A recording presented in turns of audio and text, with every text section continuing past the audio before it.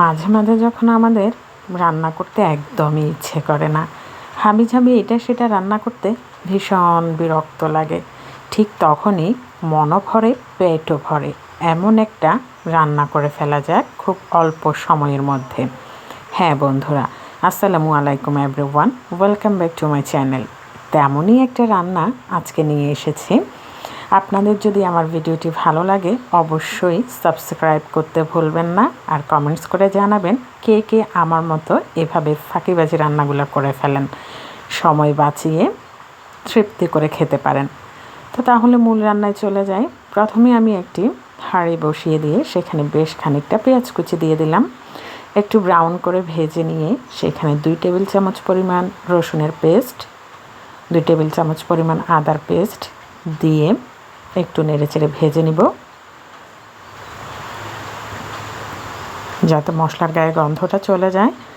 তারপরে এখন আমি চিকেনের টুকরোগুলো দিয়ে দিব। এখানে প্রায় আমি 1 কেজি পরিমাণ চিকেন নিয়েছি। এখন একটু চিকেনগুলো নেড়েচেড়ে হালকা একটু ভেজে নিব।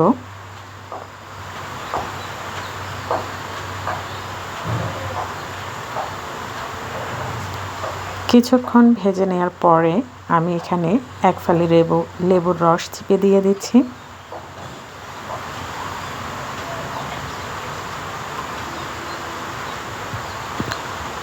তারপরে পরিমাণ মতো লবণ দিয়ে দিলাম। এরপরে 1.5 টেবিল চামচ পরিমাণ মরিচের গুঁড়ো দিয়ে দিলাম,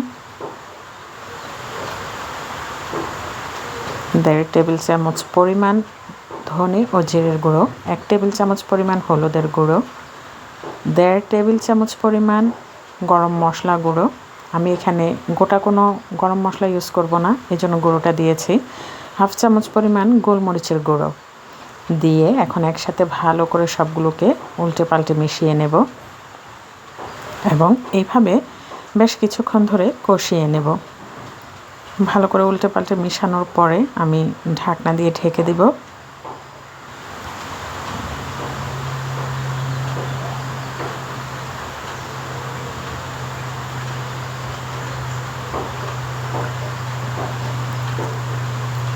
কিছুক্ষণ পরে আমি ঢাকনা তুলে আবার এগুলোকে নেড়ে চেড়ে দিব, যাতে করে তলানিতে লেগে না যায়। এভাবে আমি আরও কিছুক্ষণ এগুলোকে কষিয়ে নেব। কিছুক্ষণ পর আবার ঢাকনা তুলে আমি একটু নেড়ে চেড়ে দিচ্ছি। অ্যান্ড দেন আমার কষানোটা হয়ে গেছে।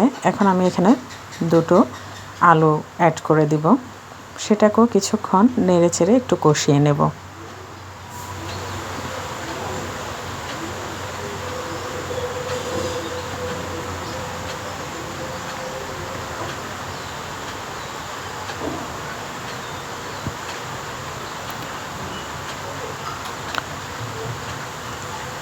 এখন আমি এখানে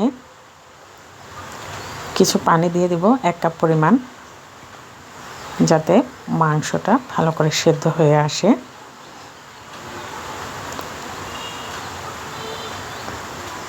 ঢেকে দেব।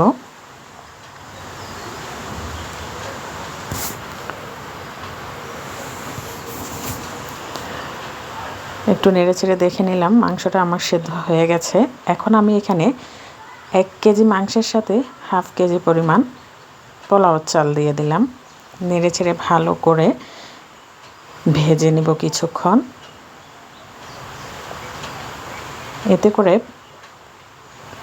পোলাওগুলো খুব ঝরঝরে হবে, অর্থাৎ খিচুড়িটা খুব ঝরঝরে হবে। কিছুক্ষণ ভেজে নেওয়ার পরে আমি 1 কাপ পরিমাণ তরল দুধ দিয়ে দিলাম। তারপরে 3 কাপ পরিমাণ পানি দিয়ে দিলাম, গরম পানি দিয়ে দিয়েছি। এখন আমি ঢেকে দিব।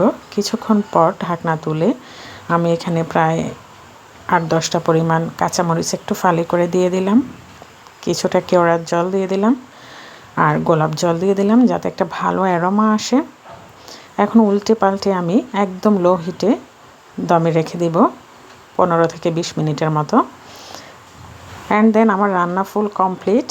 দেখুন কতটা ইয়ামি হয়েছে এবং ঝরঝরে হয়েছে, খেতেও কিন্তু ভীষণ মজাদার হয়েছে। খুব কম সময়ে রান্নাটা করে ফেলা যায় এবং তৃপ্তি করে খাওয়া যায়। আপনারা কে কে এভাবে ট্রাই করেছেন অবশ্যই কমেন্টস করে জানাবেন। আল্লাহ হাফেজ।